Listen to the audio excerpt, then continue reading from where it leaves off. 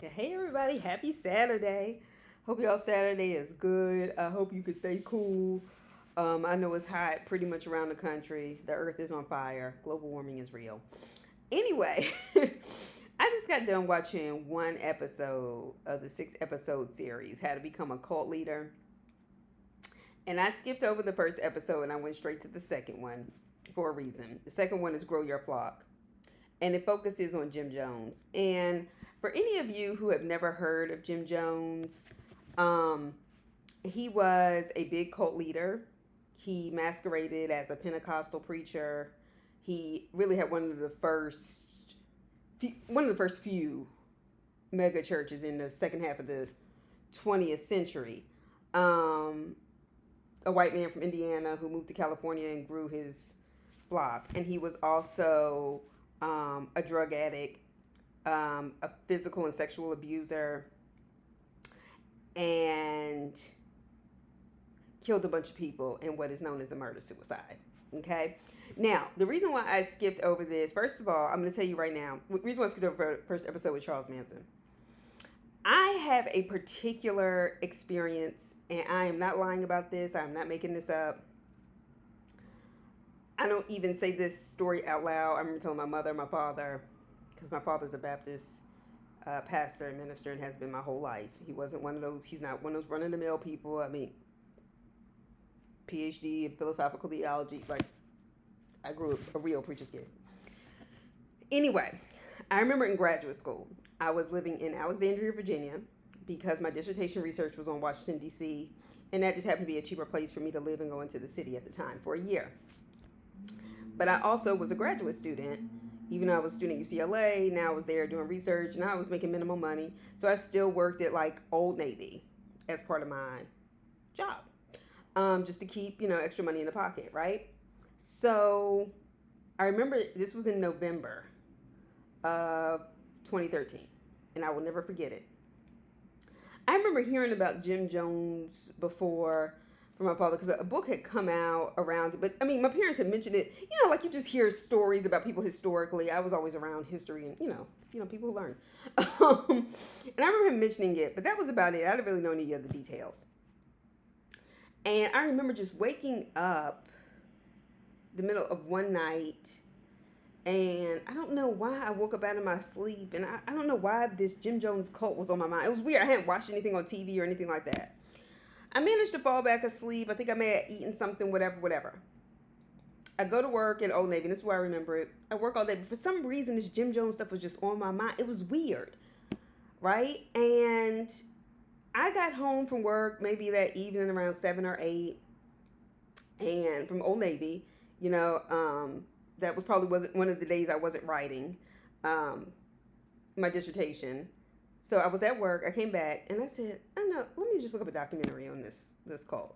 So I'm watching it, and the shit was freaky. Okay, the stories these people are telling is crazy. And the reason why I remember it is because I remember the date coming up. I think it was November 18th. I know it was November 18th. I think 1978 is when the murder suicide happened. And I was like, that's weird. And I looked down at my computer. I swear to you, this happened. And I looked at, how you have the little calendar, and it said November 18th. And this was 2013. I am not lying. And I really felt like, I remember talking to my father about it, and he was like, oof, be careful with stuff like that. Because that could be a warning from God. Be careful about where you go religiously and stuff like that. And it has scared the hell out of me since. And it has made me especially careful when it comes to religion and things like that. But not simply religion. And this how to become a cult leader, I think would be cute under any other series if there weren't psychopaths and sociopaths in this nation watching this shit trying to figure out how to get people to where they can manipulate them and exploit them, because God knows we have enough of those. But my thing with Jim Jones is it's very wicked and it's deep, and there are aspects that they did highlight briefly but that are very important. The majority of his followership, his church members, in California, and then y'all know how I feel about California. That is where blackness goes to die. fight me. I don't care. Um, and he's a white man leading all these black people during the 50s and 60s, during the civil rights era and movement, right? And there are many black people, when he was in Indiana, he was like the only white preacher who would let black people in, and some white, people left his church or whatever. But it was a Pentecostal church, and Pentecostals have a history of doing things, and this is recorded in books, fake healings. And fake healings have always been a part of religion since people have been trying to imitate Jesus. But Pentecostals in particular, opening storefronts, fake healings. That's where they'll have somebody who actually works for the church pretend to be sick and then, throw up their walker or claim to be healed and run around the church. And if you watch the documentary, they show examples of that. And that was one of the way he lured people in, but it was all staged. It was staged. And while there are thousands of black people as members of the church, one of the things that people, later point out is that this white man was still functioning very much as a white supremacist. The people in his inner circle of leadership were all white. Oftentimes, many of them white women he was sleeping with despite being married, despite having adopted a black child and then naming that child after him, even though he had a firstborn son he did not name after him, which was his only birth child. And, he put it all in the paper that he had adopted a black child. That already is racist, right?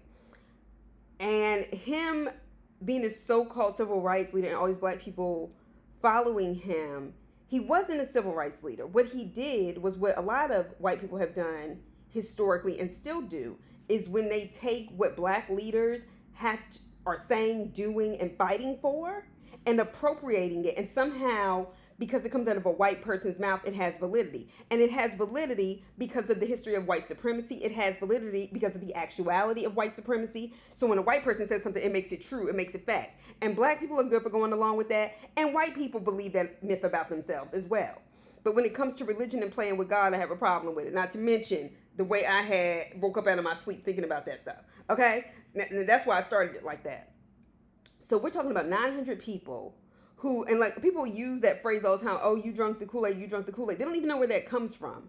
That is where they put cyanide when he moved those people to Guyana, when he was about to be exposed by a journalist for the beatings of different church members in the name of the cult that they called the church, the sexual abuse, the sexual assaults, the physical assaults, and how they had pressured many of these older black women who wanted to come and be a part of this church to give up their houses, their pensions, their retirements. That's why there's so many laws against that stuff now, but it only happened after the murder-suicide.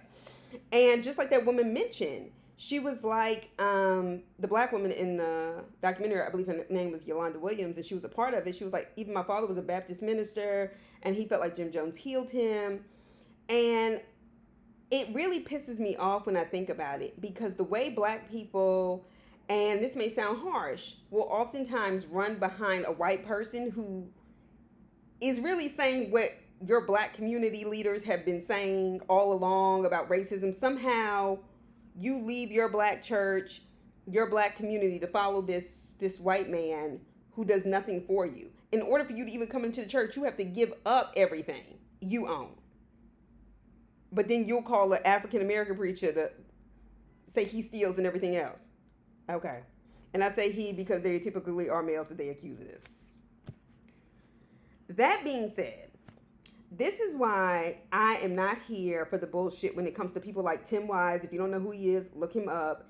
He is a white man who talks about racism and has been applauded and made millions, so on and so forth. He isn't saying anything that black people don't say every fucking day. Okay, because we live in this stuff. But when a white person says that, they get applauded, right? When they say it, they're progressive. When we acknowledge and try to explain the racism that we experience at work, at school, in different places, just in society, we're aggressive. They're progressive when they talk about it. We're aggressive when we actually acknowledge what's happening to us. Okay, talk about racial gaslighting.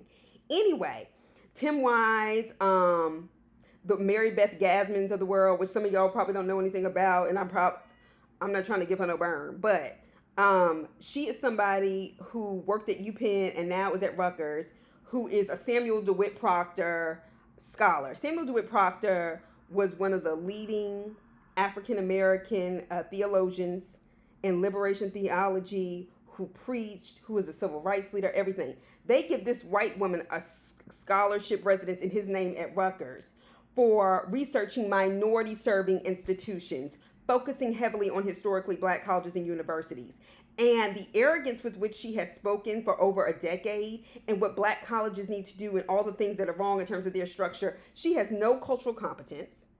She does not understand the way HBCUs work. She never worked at one. She never attended one. But as a white woman, she can research them, be funded by these larger Ivy League white institutions like UPenn, and then just funded at places like Rutgers to talk about the black experience and what black people should be doing for their particular institutions. Fuck you, white lady. That shit is dangerous, but it's promoted. And then you have black people who go on to graduate school who are students of hers taking feedback from her. Some of them have been HBCU graduates, feedback from her like she knows their experience better than them. She ain't saying nothing, and certainly nothing no better than the way black college professors have been saying for over a century, including Du Bois, all the way till today, and Dr. Greg Cards at Howard University. She ain't saying nothing that black college presidents, provosts, deans, academics have not been saying. But because she's white, she gets funded. And that's why I don't support these motherfuckers. Father Michael Flager in Chicago. And there are some people who gonna want to beef with me. I don't give a shit. You can put it down in the comments. I don't care. He has Saint Sabina, that church in Chicago. It's a Catholic church. And you know, Catholics, the way it's set up, there's a hierarchy, the Pope, the Cardinal, so on and so forth. He has basically an overwhelmingly majority black congregation in Chicago. And a lot of those black people probably wouldn't even be Catholic, okay? If there wasn't some white man in charge. And he talks about, the injustices, so on and so forth. I don't give a fuck what he says. And when he has said it, it still comes across in this condescending sort of white savior bullshit. And then he's also been accused of sexually abusing people who have now come out as recently as December 2022. And it's not like priests don't have a history of doing that. And somehow because, he hangs out with black preachers, black people are so impressed with this shit. That's why I don't fuck with this shit. So let this be a PSA. That shit has historically not done us well. Do not be impressed with white people who try to articulate the black experience. No, your job is to speak out against injustice because that's what we should do as fucking human beings. Period.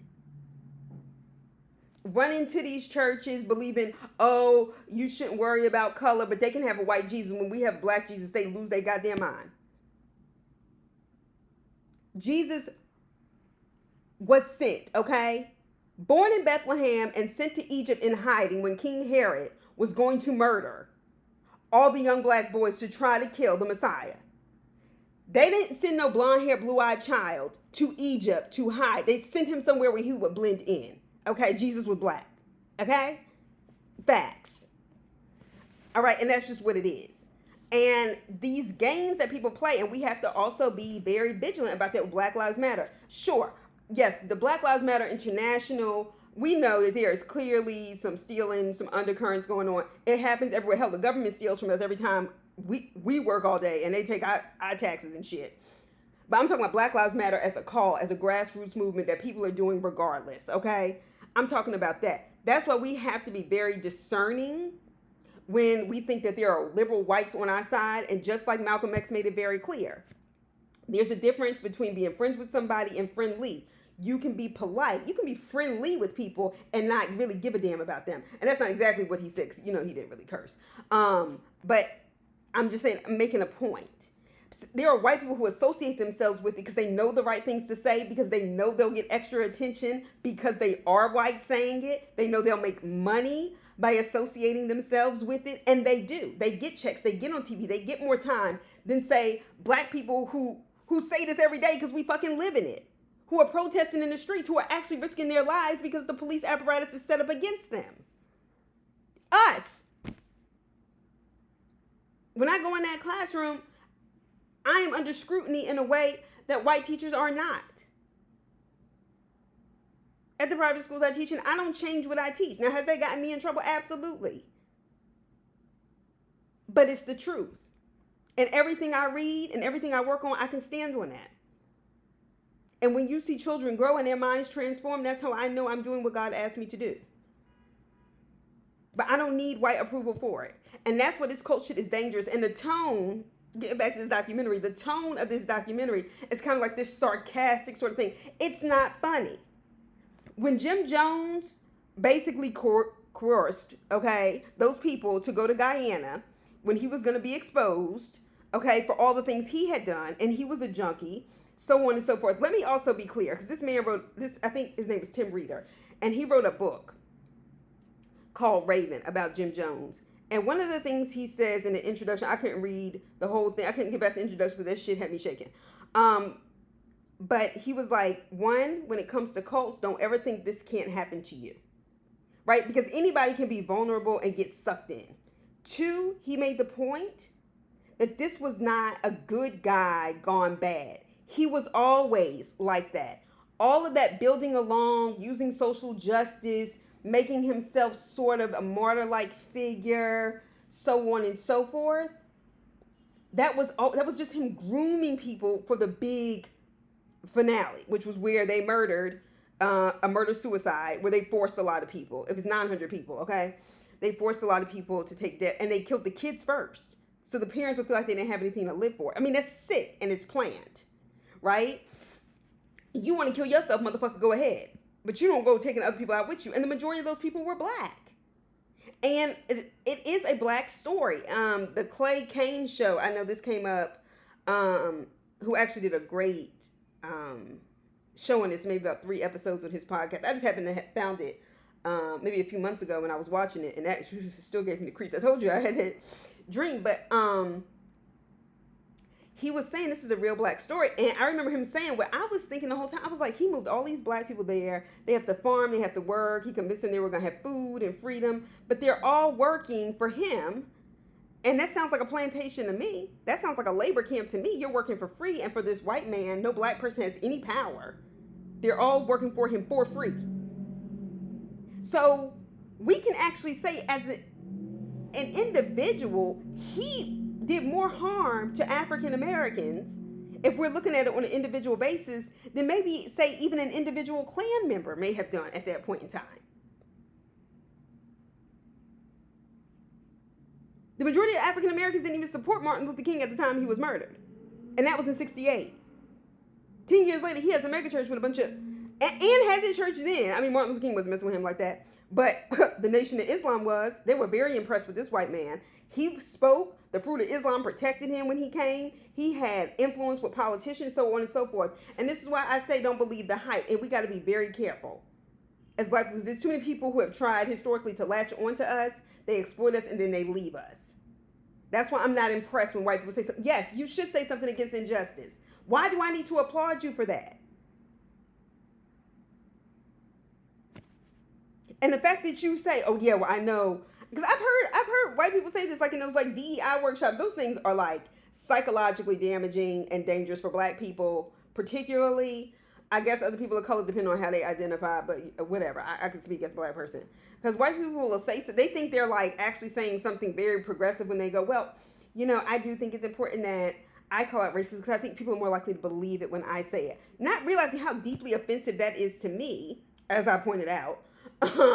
Because the presupposition that your whiteness means people will believe you because of your whiteness without interrogating that at all. Like they would have said that, and then that's why this is a problem. And that's what I point out to the kids. That would be different, but that's not it. And I find all this stuff very dangerous. I find the tone of this Netflix documentary, bring it back to the documentary, because you see, I got feelings about this. Sarcastic and kind of, you know, tongue-in-cheek, supposed to be kind of funny, snarky. I don't think this is appropriate for cult-like things. I think people should learn from these things. And they're dangerous. They're very dangerous. And Jim Jones was a piece of shit. And the Clay Kane show, I'm going to find the link. And so you can actually like hear the black people there. And he was very right when he, you know, presented it. He was like, this is really a black story. The majority of people were black. They tried to have they basically had black church music playing. So they brought in black people, so they had a black sound. He tried to imitate the black preacher sound. He still sounded like a white man trying to imitate blackness and appropriating it.